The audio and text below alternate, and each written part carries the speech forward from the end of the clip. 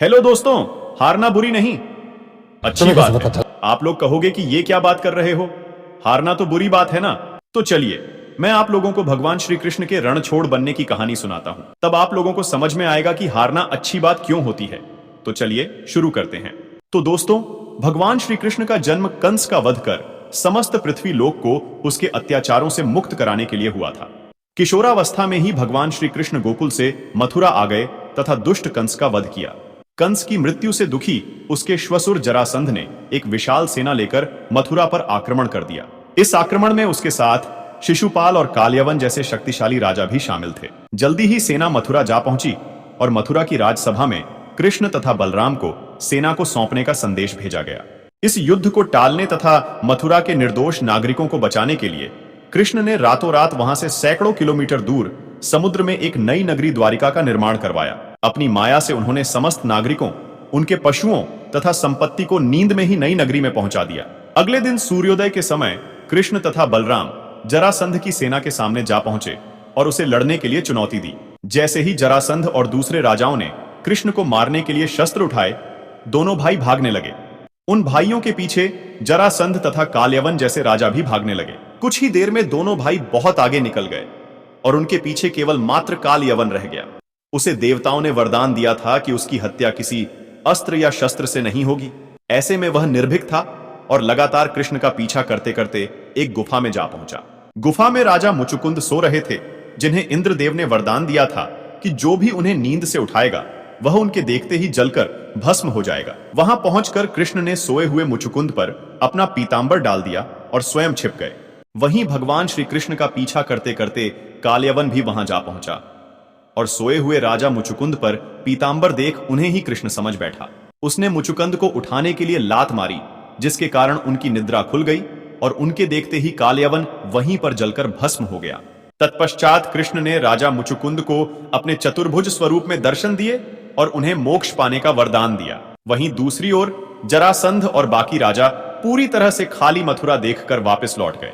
आपको पता है भगवान श्री कृष्ण युद्ध से क्यों भागे थे? तो भगवान श्री कृष्ण युद्ध से भागकर देवताओं के वरदान का मान रखा था। भगवान श्री कृष्ण चाहते तो स्वयं भी कालयवन और अन्य अधर्मी राजाओं का वध कर सकते थे, परंतु देवताओं के दिए वरदान का मान रखने के लिए ही उन्होंने कालयवन को राजा मुचुकुंद के हाथों मरवाया। इसी तरह बाद में जरासंध का वध पांडुपुत्र भीम के हाथों करवाकर मथुरा का भार कम किया। तो दोस्तों, इस तरह भगवान श्री कृष्ण ने दिया दुनिया को उदाहरण।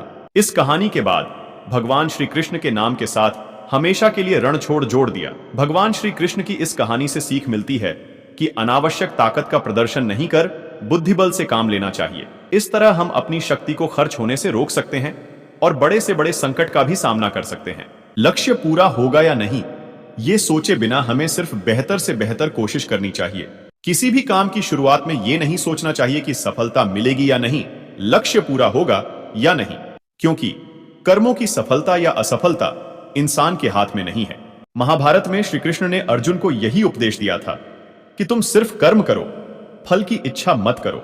जो लोग धर्म के अनुसार कर्म करते हैं उन्हें सफलता जरूर मिलती है।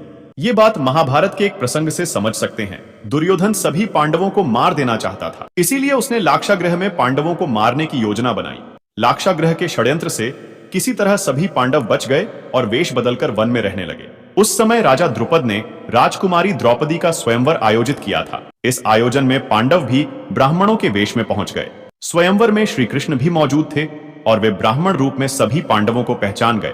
स्वयंवर में शर्त रखी गई थी कि योद्धा को भूमि पर रखे पानी में देखकर छत पर घूम रही मछली की आंख पर निशाना लगाना है। जो योद्धा इस शर्त को पूरी कर देता, उससे द्रौपदी का विवाह होना था। जब अर्जुन इस प्रतियोगिता में शामिल होने पहुंचे तो श्री कृष्ण ने उन्हें समझाया कि मछली की आंख में निशाना कैसे लगाना है।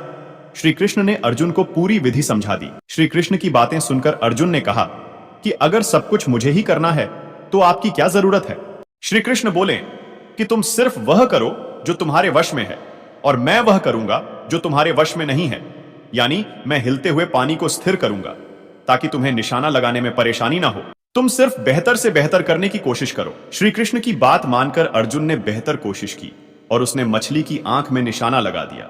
आज के वीडियो में बस इतना ही। मुझे उम्मीद है वीडियो आपको पसंद आई होगी। पसंद आई हो तो वीडियो को एक लाइक और इसी तरह के मोटिवेशनल वीडियो के लिए हमारे चैनल को सब्सक्राइब जरूर करें। तो मिलते हैं आप सभी से एक और तड़कते भड़कते वीडियो के साथ। तब तक के लिए जय हिंद।